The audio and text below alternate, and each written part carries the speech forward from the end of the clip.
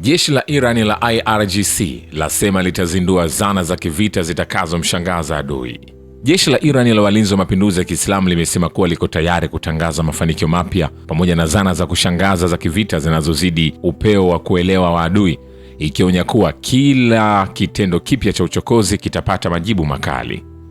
Katika taarifa iliyotolewa Jumatano wakati wa kumbukumbu ya siku ya kuanzishwa kwake, IRGC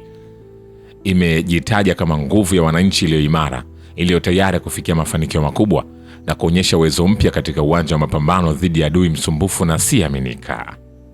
Taarifa hiyo imesema kuwa wananchi wa Iran wanajivunia uwepo mpana wa kimkakati wa IRGC pamoja na matawi mengine ya vikosi vya ulinzi, ikibainisha kuwa mashambulio yake ya makombora na ndege zisizo na rubani yameyaweka majeshi ya Israeli na Marekani katika hali ya kulegalega na udhaifu.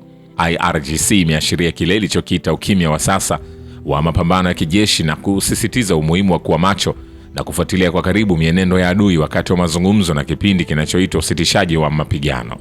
Taarifa hiyo iliongeza kuwa kwa juhudi za vikosi vya ulinzi vya Iran, hasa IRGC, miundombinu mikubwa ya kijeshi ya majeshi ya Israeli na Marekani katika eneo hilo imeharibiwa kwa kiwango kikubwa. Aidha, taarifa imesema kuwa IRGC itaendelea kuwa katika kiwango cha juu zaidi cha utayari wa msimamo wa kuendeleza mapambano, likionya kwamba kitendo chochote kipya cha uchokozi kitapewa jibu la haraka, la wazi na lenye nguvu, ikiwemo mashambulio yanayoweza kupiga zaidi ya kile adui anachoweza kukadiria dhidi ya mali zake zilizobaki katika eneo hilo. Vilevile, Amir Said Iravan ambaye ni balozi wa Jamhuri ya Kiislamu ya Iran katika Umoja wa Mataifa, kwenye barua aliyomwandikia katibu mkuu wa Umoja wa Mataifa na Baraza la Usalama, ametoa malalamiko makali kuhusu matumizi mabaya ya Marekani ya ardhi na anga ya nchi 5 za eneo katika hujuma za kijeshi dhidi ya Iran. Nchi hizo ambazo zimeafiki ardhi zao kutumiwa kuishambulia Iran ni pamoja na Qatar, Kuwait, Bahrain, Falme za Kiarabu na Saudi Arabia. Balozi wa Jamhuri ya Kiislamu ya Iran katika Umoja wa Mataifa siku ya Jumatano, kwenye barua zake tofauti kwa Antonio Guterres, katibu mkuu wa Umoja wa Mataifa, na kwa Baraza la Usalama, alisema, kwa kuzingatia uwajibikaji wa kimataifa wa serikali zinazotoa ardhi au anga yao kutumiwa na wengine kwa ajili ya kutekeleza vitendo vya uchokozi na mashambulizi ya kijeshi dhidi ya ardhi ya nchi ya tatu, Jamhuri ya Kiislamu ya Iran inatangaza kwa uwazi na kwa ukali malalamiko yake dhidi ya hatua hizo zinazokiuka sheria za kimataifa. Mwakilishi wa Jamhuri ya Kiislamu ya Iran katika Umoja wa Mataifa ameongeza kuwa Jamhuri ya Kiislamu ya Iran kwa uwazi inazitaka serikali za Qatar, Kuwait, Bahrain, Falme za Kiarabu na Saudi Arabia zizingatie misingi ya ujirani mwema na zikomeshe kuendelea kuruhusu ardhi na anga yao kutumiwa dhidi ya Jamhuri ya Kiislamu ya Iran. Katika barua hizo kuna nyaraka zenye ushahidi kamili kuhusu namna nchi hizo zilivyotumiwa na maadui kutekeleza hujuma dhidi ya Iran. Ikumbukwe kuwa katika kujibu hatua hizo, wakati wa vita vya siku 40, Iran ilitekeleza mashambulizi ya kulipiza kisasi katika kambi za kijeshi na ngome za kiuchumi na kiusalama za Marekani na utawala wa Israeli katika nchi hizo za Kiarabu. Wakati huo huo, na sambamba na kuchapishwa kwa barua hii, kamanda wa majeshi ya kigaidi ya Marekani kwenye eneo la Asia Magharibi amekiri kuwa Bahrain, Falme za Kiarabu, Saudi Arabia, Qatar, Kuwait na Jordan zilitoa ushirikiano wa kiwango cha juu sana katika vita dhidi ya Iran. Waziri wa mambo ya nje wa Iran Said Abbas Araghchi ametoa tamko kufuatia shambulio la Marekani dhidi ya meli ya kibiashara ya Iran katika bahari ya Oman, akisema kwamba kuweka mzingiro dhidi ya bandari za Iran ni uvunjaji wa makubaliano ya kusitisha mapigano. Katika ujumbe kwenye ukurasa wa X, Araghchi amesema kuweka mzingiro katika bandari za Iran ni kitendo cha kivita na hivyo ni uvunjaji wa wazi wa usitishaji wa mapigano. Ameongeza kuwa kushambulia meli ya kibiashara na kuwakamata mabaharia wake ni ukiukwaji mkubwa zaidi. Alisisitiza pia Iran inajua namna ya kuvunja vizuizi, namna ya kutetea maslahi yake na namna ya kukabiliana na vitisho. Mapema Jumanne, Wizara ya Mambo ya Nje katika taarifa yake ililaani vikali shambulio hilo la Marekani dhidi ya meli ya Iran, ikitaja shambulio hilo kuwa si tu kwamba linakwenda kinyume na misingi ya hati ya Umoja wa Mataifa na sheria za kimataifa, bali pia ni uvunjaji wa wazi wa makubaliano ya usitishaji wa mapigano yaliyoanza kutekelezwa Aprili 8 na ni kitendo cha uchokozi dhidi ya Jamhuri ya Kiislamu ya Iran. Wizara hiyo ilitoa wito kwa Katibu Mkuu wa Umoja wa Mataifa, Baraza la Usalama la Umoja wa Mataifa, Shirika la Kimataifa la Usafiri wa Majini pamoja na serikali husika kuchukua hatua thabiti na kali dhidi ya kitendo cha uhalifu dhidi ya usafiri wa kimataifa kibiashara.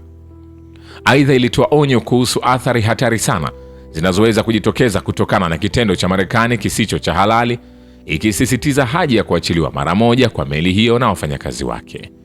Wakati huo huo, makao makuu ya Hatam al-Anbiya yaliyo chini ya jeshi la walinzi wa mapinduzi ya Kiislamu yametoa onyo kwa Marekani dhidi ya kukamata meli za kibiashara za Iran katika bahari ya Oman. Taarifa hiyo imesema vikosi vya ulinzi vya Iran vitachukua hatua dhidi ya uharamia unaofanywa na jeshi la Marekani. Taarifa hiyo pia imelaani hatua ya Marekani ya kuvunja zaidi usitishaji wa mapigano na kujihusisha na uharamia wa baharini baada ya kufyatua risasi kuelekea moja ya meli za kibiashara za Iran katika bahari ya Oman. Ni kwambia hivi, hatujamaliza. Vile msemaji wa wizara ya mambo ya nje ya Iran amesisitiza utayari wa Teherani kujilinda dhidi ya mashambulizi na vitisho vya aina yoyote ya adui. Akijibu swali la waandishi wa habari kuhusu ombi la Mohammad Ishaq Dar, naibu waziri mkuu na waziri wa mambo ya nje wa Pakistan, kwa Jamhuri ya Kiislamu ya Iran na Marekani kurefusha muda wa kusitisha mapigano, Ismail Baghei ameshukuru juhudi na usuluhishi wa Pakistan katika kumaliza vita vya kulazimishwa na kurejesha amani kwenye eneo la magharibi mwa Asia, akibainisha kuwa Jamhuri ya Kiislamu haikuanza vita hivyo vya kulazimishwa na hatua zote za Iran zimechukuliwa kwa mujibu wa haki yake ya asili ya kujilinda dhidi ya uvamizi wa kijeshi wa Marekani na utawala wa Kizayuni. Ameongeza kuwa kwa msingi huo, Jamhuri ya Kiislamu ya Iran, huku ikifuatilia kwa makini yanayojiri katika medani za kijeshi na kisiasa, itachukua hatua muhimu na zinazofaa kulinda maslahi na usalama wa taifa. Vikosi vya ulinzi pia viko macho na tayari kujilinda kwa nguvu zote dhidi ya vitisho na uovu wowote. Kuhusu suala la kufuatilia uhalifu na uharibifu uliosababishwa na mashambulizi ya Marekani na utawala wa Kizayuni dhidi ya Iran, msemaji wa wizara ya mambo ya nje amesema kuwa Jamhuri ya Kiislamu itatumia kila fursa na uwezo wake kuwawajibisha wavamizi, kurejesha haki za Iran, ikiwa ni pamoja na kutekeleza uadilifu kwa wahusika wa uhalifu wa kivita na kudai fidia.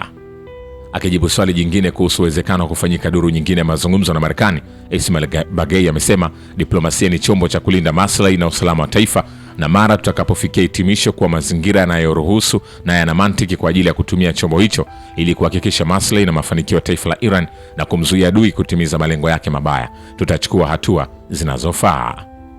Vilevile, mwakilishi maalum wa waziri wa mambo ya nje wa Korea Kusini ambaye aliwasili Teherani kwa ajili ya mashauriano na viongozi wa Iran amekutana na kuzungumza na waziri wa mambo ya nje wa Iran.